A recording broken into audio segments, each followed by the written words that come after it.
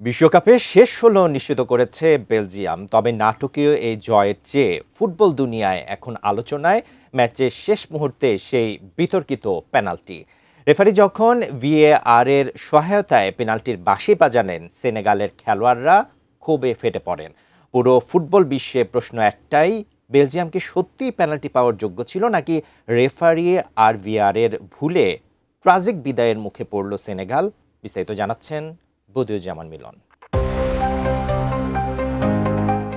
এটা হতে পারে এবারের বিশ্বকাপের অন্যতম সেরা ম্যাচ, হতে পারে বেলজিয়ামের ফুটবলের ইতিহাসেরও সেরা। কিন্তু এমন ম্যাচেও কলঙ্কের কালি লেগেছে রেফারির একটি সিদ্ধান্তে।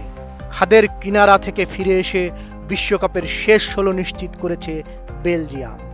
তবে সেনেগালের বিপক্ষে ৩-২ গোলের নাটকীয় জয়ের চেয়ে বেশি আলোচনা হচ্ছে ম্যাচের শেষ মুহূর্তে পাওয়া বিতর্কিত পেনাল্টি নিয়ে। অতিরিক্ত সময়ের শেষ দিকে ভিএআর এর সহায়তায় দেয়া সেই সিদ্ধান্তকে ঘিরে ফুটবল অঙ্গনে শুরু হয়েছে তুমুল বিতর্ক। প্রশ্ন একটাই, সেনেগালের বিপক্ষে বেলজিয়াম কি সত্যি পেনাল্টি পাওয়ার যোগ্য ছিল? কোয়ালিটি সম্পন্ন আন্তর্জাতিক মানের still bar CSRM, committed for better still. বিতর্কিত ঘটনাটি ঘটে ম্যাচের ১২০তম মিনিটে। বেলজিয়ামের আক্রমণ ঠেকাতে বক্সের ভেতরে স্লাইডিং ট্যাকল করেন সেনেগালের মিডফিল্ডার লামিন কামারা। সেই সময় বেলজিয়ামের ইউরি টিলেমান্স মাটিতে পড়ে গেলে প্রথমে খেলা চালিয়ে যাওয়ার নির্দেশ দেন রেফারি সাইদ মার্তিনেজ। তবে বল মাঠের বাইরে যাওয়ার পর ভিএআর থেকে ঘটনাটি পুনর্বিবেচনার পরামর্শ দেওয়া হয়। মাঠের পাশের মনিটরে একাধিক রিপ্লে দেখার পর নিজের সিদ্ধান্ত বদলে পেনাল্টির বাঁশি বাজান মার্তিনেজ।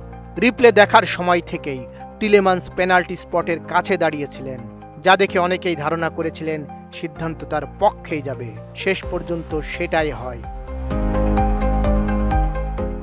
রেফারির সিদ্ধান্তে ক্ষোভে ফেটে পড়েন সেনেগালের খেলোয়াড়রা।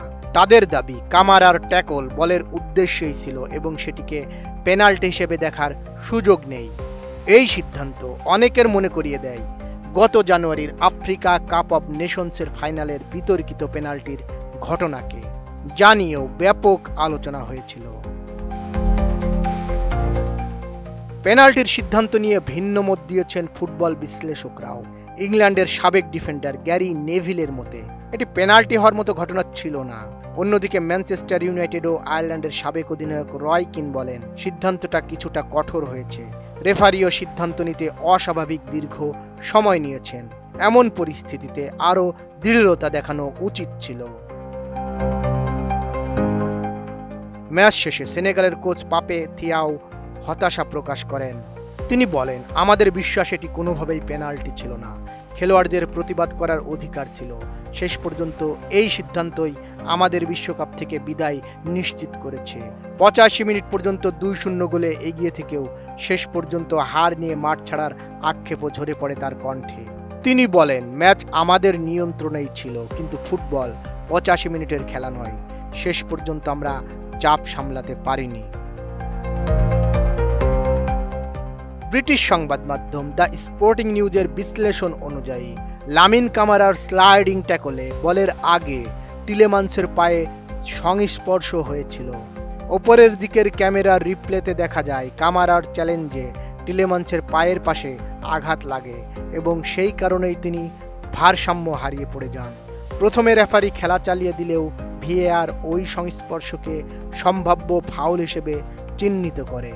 রিপ্লে পর্যালোচনা শেষে রেফারি সাইদ মার্তিনেজ ভিএআর এর পর্যবেক্ষণের সঙ্গে একমত হয়ে বেলজিয়ামের পক্ষে পেনাল্টির সিদ্ধান্ত দেন। বদিউজ্জামান মিলন, এটিএন নিউজ।